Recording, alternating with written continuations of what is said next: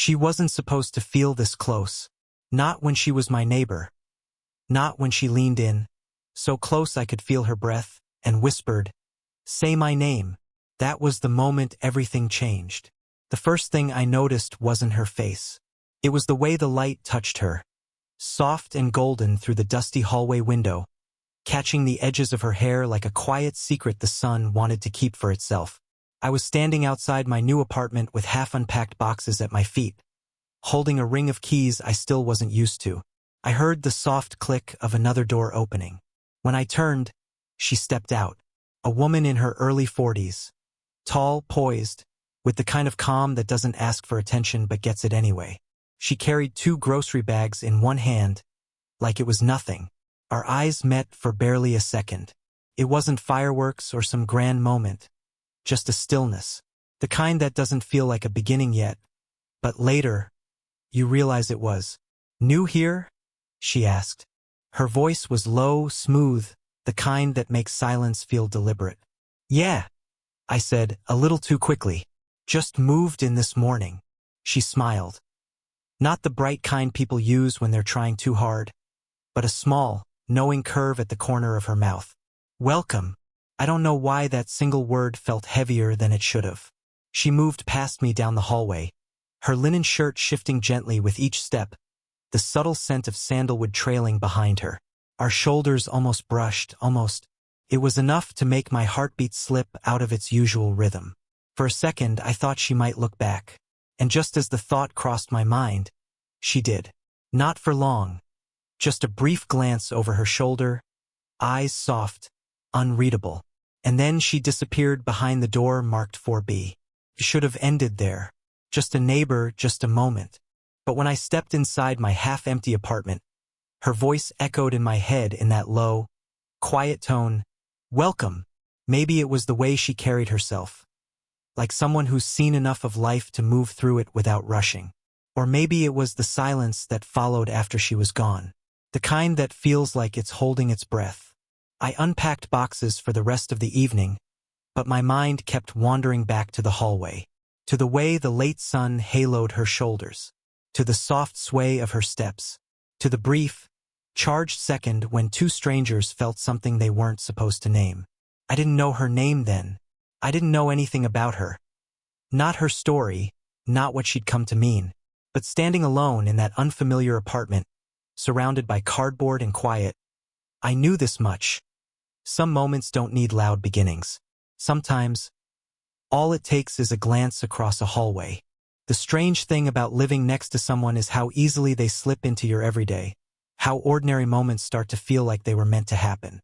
After that first meeting, I saw her everywhere. Not in a forced way, just naturally, like the universe had decided to weave her into my routine. The elevator doors would open, and there she'd be, leaning against the back wall, holding a book or her keys or nothing at all, and still managing to make the small space feel like something electric hung in the air. "Morning," she'd say, her voice still carrying that quiet steadiness. "Morning," I'd echo, trying not to sound like my heart had just sprinted a mile. Sometimes we rode down together in silence. Sometimes she'd mention something small, a plant that wasn't growing right, a neighbor who always left their trash out too late, the smell of rain she could sense before it even arrived. I found myself listening like each word she said meant more than it should. It wasn't just the elevator. It was the mailroom too, or the lobby, or that little shared balcony between our apartments, the one with the chipped paint and the dying potted fern. She often stood there in the evenings with a cup of tea, hair pulled into a loose bun, the world below humming like a distant song. One night I walked out there too. I hadn't planned it. I just couldn't ignore the warm light spilling from her kitchen window onto the balcony. "You're up late," I said. She looked over, a small smile already waiting. "So are you." I don't know why that felt like an invitation, but it did. She offered me a spare cup she'd already poured. Chamomile. Warm. A quiet kind of comfort. Our fingers brushed when I took it from her. Just a light touch, a passing thing. But in that passing there was heat. Not loud or wild. Just a steady warmth that spread like it had been waiting beneath the surface. The night air was cool. She leaned against the railing, one bare foot hooked over the other, looking out at the city lights. I found myself studying the way the breeze toyed with the loose strands of her hair, how the faint gold from her apartment spilled across her skin like soft paint. "It's quieter at night," she murmured. "You start hearing things you don't during the day." "Like what?" I asked. She tilted her head slightly, smiling like she was holding a secret. "Like the things people don't say." I laughed softly, but her words hung there, and maybe we both knew they weren't really about the city. After a while, she said my name. For the first time. It wasn't anything grand. Just simple. Warm. But the way it rolled off her tongue made my chest tighten like a pulled thread. I went to bed that night with the taste of chamomile on my lips and her voice echoing softly in my mind. I didn't know what this was yet, or if it was anything at all. But the quiet was starting to sound a lot like her. It happened on a night that smelled like rain. The kind of night where the world slows down just enough to let silence in. The lights went out a little after 9. I'd been unpacking the last stubborn boxes when the entire building sank into darkness. One soft click and the hum of everything I'd gotten used to just stopped. No fridge hum. No hallway light. Just stillness. I reached for my phone, ready to use the flashlight, when there was a knock on the door. Not rushed. Not hesitant. Just steady. I opened it to find her standing there, a small flashlight in hand, the beam catching the edges of her face in soft gold. Elena. Her hair was slightly tousled, loose now, framing her face in a way that made her seem less guarded, more human. She wore a loose gray sweater that hung off one shoulder and made her look effortlessly warm. "Power's out," she said with a small shrug. "You okay?" "Yeah," I managed, trying not to sound like my heartbeat had just stumbled over itself. She lifted the flashlight slightly. "Want company? I've got nothing but tea and a dying candle." I let her in. It felt strangely natural, like the hallway between us had always just been waiting for this moment. We ended up on the floor of my living room with a few candles scattered between us, their flames flickering against the walls, turning the shadows soft and alive. She sat cross-legged, one knee brushing against mine whenever she shifted. Every accidental touch left a trail of warmth behind it. "It's kind of nice," she said after a long pause. "When everything goes quiet, the world feels smaller, softer." I nodded, watching the light catch the faint silver strand in her hair. "Yeah, feels different." She looked at me then, really looked. Not the polite glances of neighbors, but the kind of gaze that reads between lines. It made my chest tighten, and just like that she started talking. Not about the building or the weather, about her life, her divorce, the kind of heartbreak that doesn't happen overnight but slowly, like a quiet, gentle fading you don't even notice until everything's cold. "I used to think love was something you could build and it would just stay," she whispered, tracing the rim of her mug. "Turns out, sometimes it's just a house with the lights off." I didn't interrupt. I just listened, because sometimes listening is the only thing that matters. Then it was my turn. I told her about leaving home at 20, about chasing things I wasn't even sure I wanted, about feeling like I was standing at the edge of my 20s with more questions than answers. Somewhere in between confessions and silence, the rain began tapping softly against the window. When she reached out, it wasn't grand. Just her hand resting lightly on my arm. Warm. Steady. It said, "I hear you," without a single word. I don't think I breathed for a moment. Hours passed like minutes. When the power finally came back, we didn't rush to turn on the lights. We just sat there. Two people who were strangers not long ago, now wrapped in a quiet that felt a lot like trust. And as she finally stood to leave, her fingers slid from my arm slowly, deliberately. A touch that lingered even after she closed the door. Some nights have a stillness that doesn't ask questions. It just waits. That night was one of them. The hallway outside my apartment was quiet, the kind of quiet where every sound feels sharper. I'd been coming back late from a friend's place, keys loose in my hand, jacket slung over my shoulder, when I saw her. Elena.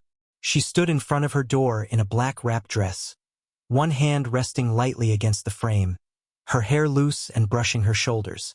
She looked nothing like the woman in sweaters and chamomile tea I'd gotten used to. Tonight, she looked untethered, alive in a way that made the air around her hum. "You're back late," she said softly, her voice carrying through the quiet hallway like it belonged there. "Yeah," I breathed. My throat felt too tight for how simple the question was. "Couldn't sleep." She tilted her head, and a small, knowing smile tugged at her mouth. "Me neither." The world narrowed then. The faded carpet, the hum of the old building, the faint flicker of the hallway light above us. Everything blurred except for the few feet between her and me. We stood there, neither of us moving closer. But the way she leaned her shoulder against the wall, the way her fingers toyed with the edge of her wrap dress, it wasn't casual. It was deliberate in the softest way. I stepped forward. Not much, just enough for her perfume, warm and faintly sweet, like amber and rain, to reach me. "You look—" The words caught in my throat before I could finish them. Her eyes flicked up to mine, soft but steady. "Say it. Beautiful. Stunning. Unfair." Too many words at once. I swallowed them down and let the silence speak for me. She seemed to hear it anyway because her smile grew. Not wider, just deeper. She took one step toward me, and the air thinned. It wasn't a kiss. It wasn't even a touch. It was the nearness, the quiet collapse of space, that made my pulse stumble. The hallway light above us buzzed faintly, flickering once. Her breath brushed against my skin as she leaned in just close enough for her words to settle between us. "Say my name," she whispered. I didn't even hesitate. "Elena." Her name left my mouth slower than a breath, like it had been sitting on my tongue for weeks, waiting for permission. And when it did, her eyes softened, not with surprise, but with quiet, dangerous understanding. For a heartbeat, we didn't move. She was so close that if I leaned forward just slightly, the moment would have become something else entirely. Something neither of us could take back. Then, slowly, gracefully, she stepped back. Her hand brushed my arm as she passed, barely a touch, but enough to set every nerve in me alight. "Good night," she said, and the words sounded nothing like goodbye. Her door closed behind her with a soft click, but the moment didn't end there. It hung in the air like smoke, delicate, heavy, impossible to ignore. I stood there in the hallway with her name echoing in my head, warm against my tongue. She had crossed a line without ever actually touching it. And now everything between us felt different. After that night in the hallway, everything changed without a single word being spoken. She hadn't touched me. I hadn't kissed her. And yet, the air between us wasn't the same anymore. It carried a weight, a current that pulled us closer even in silence. Our conversations grew softer. Not fewer, just slower, as if every word mattered now. Sometimes we'd pass each other in the hallway, barely a few feet apart, and still feel it, that subtle gravity neither of us dared to name. One Sunday morning, it happened. She knocked on my door just after 10, her voice gentle through the wood. "Coffee?" she asked when I opened it. She was wearing a loose white sweater, sleeves pushed to her elbows, hair tied up messily with a few strands falling loose. Barefoot. She didn't look like she was trying to impress anyone. And maybe that's why my chest tightened so fast I forgot to breathe. "Yeah," I said, probably too quickly. "Yeah, sure." Her apartment smelled like cinnamon and something warm I couldn't name. Light spilled through the wide kitchen window, falling softly over the tiled floor. A record played low in the background, old jazz, faint but steady, like a heartbeat filling the silence. She handed me a mug, and for a second, our hands touched, just like before. But this time, neither of us pulled away quickly. It was just a small brush of fingers, a quiet acknowledgement. Something passed between us that didn't need language. We stood side by side at the counter. She talked about nothing. Her work, a neighbor who kept feeding stray cats, the way the rain last night had left everything smelling like earth. I listened to every word like it was a secret, but it wasn't what she said. It was how she moved, how she tucked a loose strand of hair behind her ear, how her eyes flicked up to mine and didn't look away immediately, how close her shoulder was to mine when she leaned slightly against the counter. There was a moment, just a breath long, when I turned and she turned too, and we ended up facing each other. Not close enough to touch, but close enough to feel the warmth between us. Her breath hitched, barely, and I noticed. We didn't speak. We didn't have to. Her eyes searched mine for something, maybe the same something I was too afraid to say aloud. When I finally left, she followed me to the door. She stood there with her hand on the frame, a small, quiet smile playing at her lips. The morning light pooled behind her, soft and golden, like it belonged to her. "Good night," she said, and even though the sun was high and bright, it still felt like the kind of good night that lingers long after you've walked away. I carried the smell of her coffee on my clothes for the rest of the day, and underneath it, the echo of something unspoken, something neither of us could pretend away anymore. The rain came without warning. Not a soft drizzle, but a sudden, heavy downpour that blurred the city into a watercolor.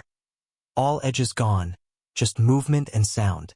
I was just locking the building's front door when I saw her hurrying up the sidewalk, one hand clutching her bag against her chest, the other holding up her jacket over her head.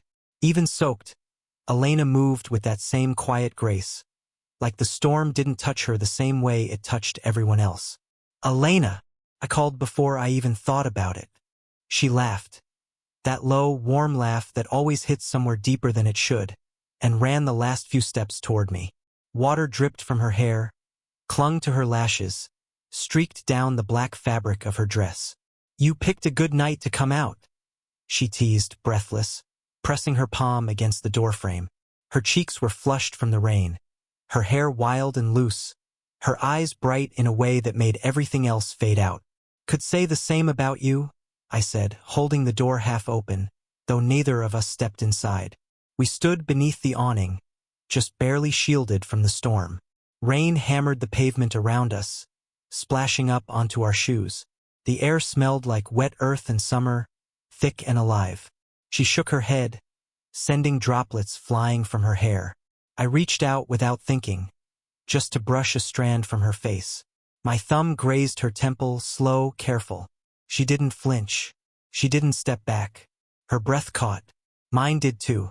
"This is—" I started, but my voice cracked around the edges.